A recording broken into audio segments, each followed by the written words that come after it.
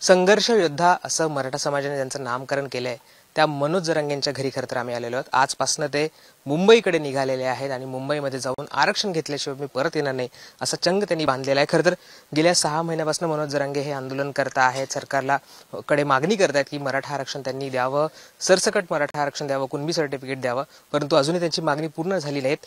मनोज जरांगेंचा प्रवास ज्या घरातून सुरू झाला होता, ज्या ठिकाणावरून सुरू झाला होता तिथे आम्ही आलेलो आहोत।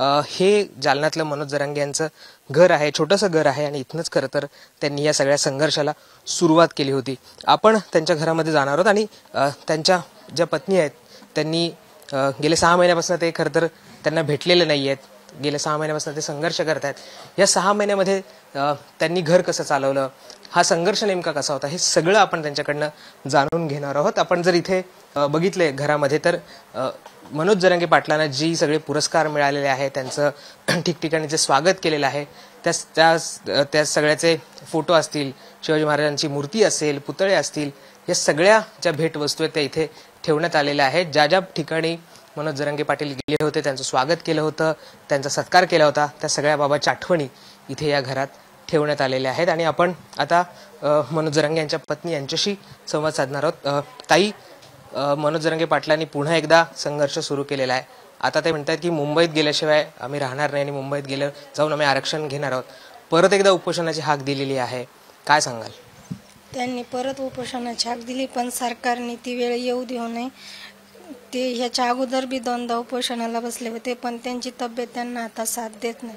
त्यासाठी सरकारने लवकरात लवकर आरक्षण जाहीर करावं। तुम्ही मगाशी बोलताना म्हणाला की 6 महिने झाले ते घरी आलेले नाहीत, 6 महिने तुमची भेट नाहीये। कसा हा काळ होता, हा संघर्षाचा काळ तुमच्यासाठी कसा होता? खूप अवघड होता, पण समाजासाठी मी सहन करू शकते।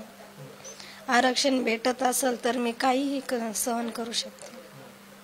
जरांगे साहेबांच्या पण मागे तब्येत बिघडलेली पाहिली होती, आताही तुम्ही उल्लेख केला की त्यांची तब्येत त्यांना साथ देत नाहीये आणि ते त्यांच्या उपोषणावर ठाम आहेत, त्यांच्या आरक्षणाच्या मागणीवर ठाम आहेत।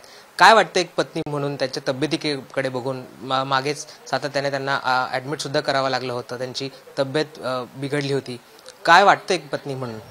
पत्नी म्हणून दुःख वाटतं, कारण आपला घरातला माणूस ज्यावेळेस घरी नसतो ना, त्यावेळेस घरातल्या माणसाला त्या माणसाची किंमत कळते। कारण आतापर्यंत किती लोकांनी आत्महत्या केल्या ह्याच मराठा आरक्षणासाठी। त्यांनाही सकाळी बाईट देत असताना अश्रू अनावर झाले। त्यांनाही त्या दिसतंय की आरक्षण नसल्यामुळं किती समाजाचं नुकसान झालंय। पण मी सरकारला हात जोडून विनंती करते की ह्यावेळेस कमीत कमी की उपोषणाला बसण्याची वेळ नाही येऊ दिली पाहिजे। सरकारने लवकरात लवकर आरक्षण दिलं पाहिजे, कारण आता इतका मोठा समाज मुंबईत येणार आहे। सरकारने काळजी घ्यावी आणि लवकरात लवकर आरक्षण द्यावं। तुम्ही पाहिलं असेल तर इतक्या सभा त्यांनी केलेल्या आहेत, त्यातनं सातत्याने मागणी होती आहे, संघर्ष करताय, त्यांचा संघर्ष रस्त्यावर सुरू आहे, तुमचा एक संघर्ष घरी सुरू आहे, तुम्ही त्यांना इथून पाठिंबा देताय, त्यांच्या पाठीशी भक्कमपणे उभे राहतायत। कसं नातं आहे तुमच्या दोघांचं? आमचं नातं घट्ट आहे। मी त्यांना घरातून सपोर्ट देते आणि यापुढेही देत राहणार। फक्त आरक्षण लवकर मिळालं पाहिजे। मी आतापर्यंत जितके त्यांना साथ दिली तशी यापुढेही तितकीच देणार। तुमच्या मुली आहेत, ते बाबांची वाट बघत असतील, 6 महिन्यापासून त्यांची भेट झाली नाहीये, काय म्हणतात रात्री तुम्हाला की बाबांनी आता थांबायला पाहिजे, हे त्यांचं काय म्हणणं आहे नेमकं? हो, असं म्हणतात ना की घरी पप्पा नाही, घर मोठं वाटतं, असं बाप आहे शेवटी मुलींचा, ते त्यांना तसं वाटतं। पण त्यांना सुद्धा ज्या लोकांनी आत्महत्या केली ना, त्यांचं दुःख म्हणजे माझ्या मालकाला सुद्धा वाटतं। त्यामुळं ते उपोषण करते आणि फक्त मराठा आरक्षणासाठी नाही तर अगोदर सुद्धा त्यांनी बरेच उपोषण केलेले, काही मराठा आरक्षणासाठी, काही शेतकऱ्यांचं कर्ज माफी व्हावं त्यासाठी। आता हे शेवटचं आणि टोकाचं उपोषण करायला सरकारने त्यांच्यावर अशी वेळच येऊन देऊ नये, कारण सरकारला मी हात जोडून विनंती करते की तुम्ही लवकरात लवकर आरक्षण द्या। हा खूप दिवसाचा समाज आरक्षणापासून वंचित आहे। सकाळी ते आपण बघितलं तर बोलताना त्यांना अश्रू अनावर झाले, तुम्ही त्याचा उल्लेख केला आणि ते म्हणले की आता ही शेवटची लढाई आहे, माझं जे होईल ते होईल, मी आता काही मागे हटणार नाहीये। हे बोलल्यावर तुम्ही पाहिले असेल ते काय मनात येत होतं? दुःख वाटत होतं, कारण 6-7 महिन्यापासून उपोषण करते, म्हणजे समाजात जाऊन गाठी भेटी घेतात, तरी या सरकारला इतके मोठी पब्लिक त्यांच्या ह्याला भाषणाला ते ऐकायला येते. मग सरकारला का जाग येत नाही? इतका मोठा समाज जर आज फक्त मराठा आरक्षणासाठी रस्त्यावर उतरतो, तसं सरकारने लवकरात लवकर आरक्षण दिलं पाहिजे. आपल्यासोबत मनोज जरांगे यांची मुलगी सुद्धा आहे. ताई, तू कितवीला आहेस? कसं चाललंय तू शिक्षण सध्या? मी 8वीत आहे. शिक्षण चांगलंच आहे, पण आता काही अडथळे येत नाही. पण आरक्षण नसल्यामुळे पुढे येतील अडथळे, पण नाही, आरक्षण भेटलं आता तर नाही येणार शिक्षणात अडथळे. बाबा गेले 8 महिने घरी आलेले नाहीयेत. आठवण येते का तुला? हो, पप्पांची खूप आठवण येते, कारण आधी पप्पा सोबत होते, पण आता 8 ते 7 महिने होत आलं पप्पा सोबत नाही, तर खूप दुःख वाटतं. तुझी काही फोनवर बोलणं होतं या सगळ्या काळामध्ये? काही बोलणं झालं? कधी भेट झाली आहे? काही असं बोलले तुला? काही अभ्यास कर किंवा काही जेवतेस की नाही, तू असं काही विचारलं? हा, ते म्हणजे असं आम्ही फोनवर नाही बोलत. ज्यावेळेस पप्पा हॉस्पिटलमध्ये ॲडमिट असतात त्यावेळेस आम्ही ज्यावेळेस पप्पाला भेटतो त्यावेळेस विचारतो. पण या 6 महिन्यात तुझं फारसं बोलणं झालं त्यांच्याशी की नाही झालं? नाही, फक्त हॉस्पिटलमध्ये झालं, असं नाही झालं की फोनवर किंवा आंदोलनाच्या काळात, असं नाही.